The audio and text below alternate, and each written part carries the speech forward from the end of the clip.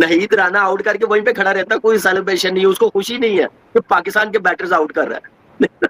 अब यहाँ से अंदाजा लगा ले कि हमारी क्रिकेट का क्या हाल हो गया भाई यार। हम लोग किस नंबर की टीम है? नंबर, मुझे तो पहले तो शक है अपनी क्रिकेट आईसीसी रहे, हम 4 पे कैसे हैं?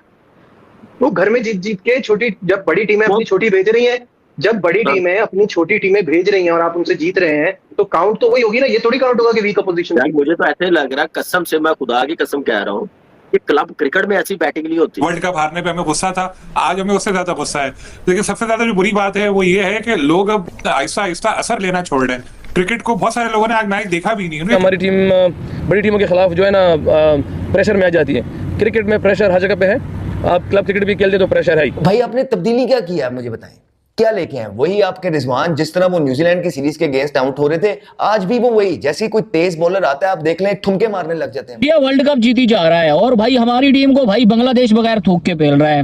भाई कोई बंदा इस पाकिस्तान की टीम को बैन कर दे भाई, ये 2 हाथ है, हमारी जान कोई छुड़वा दे। मुझे लगता है कि पाकिस्तान टीम वाइट वॉश एक मैच भी जीत जाए बड़ी बात होगी। मैं जो आज क्रिकेट देखी, नेवर नो अगले दोनों पाकिस्तान जीत जाए, लेकिन जो आज क्रिकेट देखी है, जो बैटर्स की हालत देखी है ना, एक मैच भी जीत जाए मेरी नजर में बहुत बड़ी अचीवमेंट हो। क्यों पाकिस्तानी क्रिकेट दुनिया से पीछे रह गई है? हम संजीदा क्यों नहीं है? तो आप सरप्राइज ना हुआ करें, बस हम यही है, ये हमारा एक रियल क्रिकेटिंग फेस है और इससे शायद हमने नीचे जाना है, हमने आगे नहीं जाना। आज मैं मैच देख रहा था, यकीन करें मुझे ऐसा लग रहा था कि मुझे रोना आ रहा था। नसीब भाई, कप्तान का तो रोल होता ही होता है, नहीं होता तो कि मैं समझता हूँ कि वो कप्तान तो नहीं होना चाहिए। बहरहाल मैं ये कह सकता हूँ, क्योंकि अगर सिलेक्शन कमेटी कप्तान की नहीं मानती, हेड कोच कप्तान की नहीं मानती, क्योंकि कप्तान ने अंदर ही लड़ाना है, तो कप्तान के जहन में होगा कि यार मेरे लास्ट ओवर किससे कराना है, डेथ हो, पावर प्ले, सारी चीजें उसके जहन में होती है।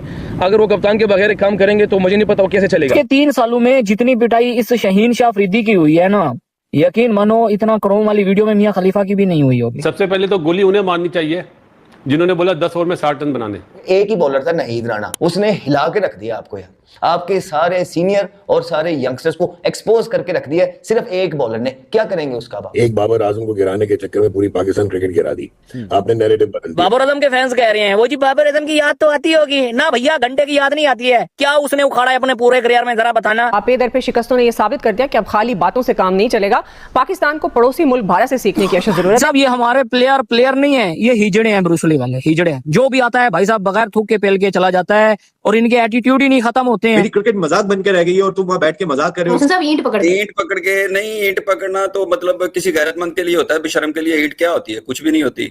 जब किसी को हया और गैरत तो वो अल्फाज से मर जाता है, और जिसने नहीं मरना उसको आप गोली भी मार दे तो उसको कोई फर्क नहीं पड़ना।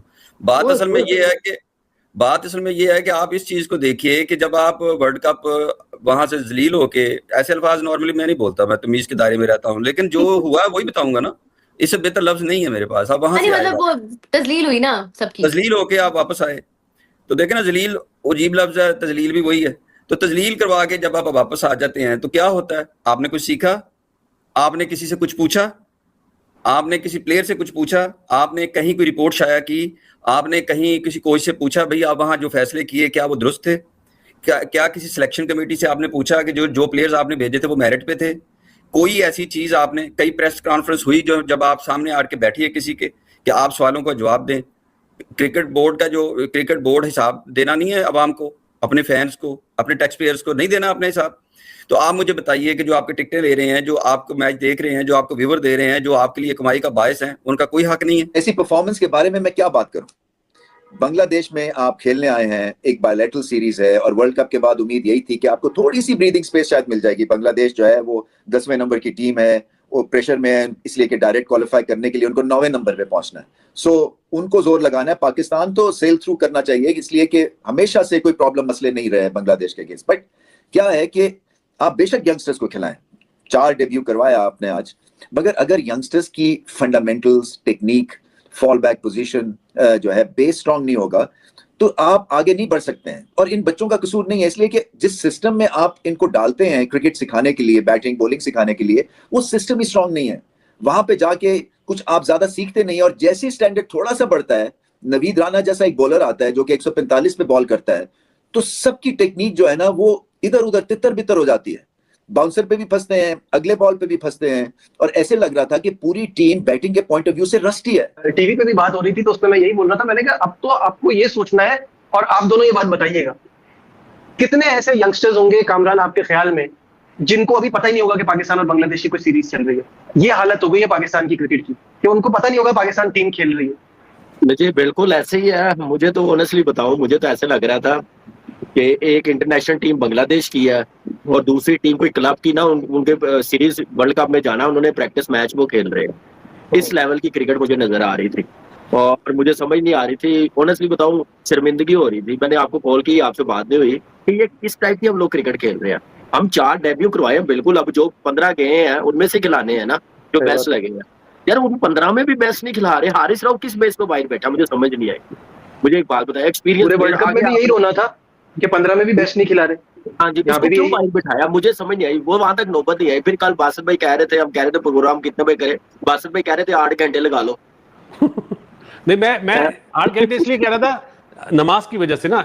मैंने वैसे कि मैच इतना लंबा चले। भाई वो तो हम मैच की टाइमिंग बता रहे थे इतने में खत्म होता है, हम अपनी टीम का थोड़ी बता रहे थे।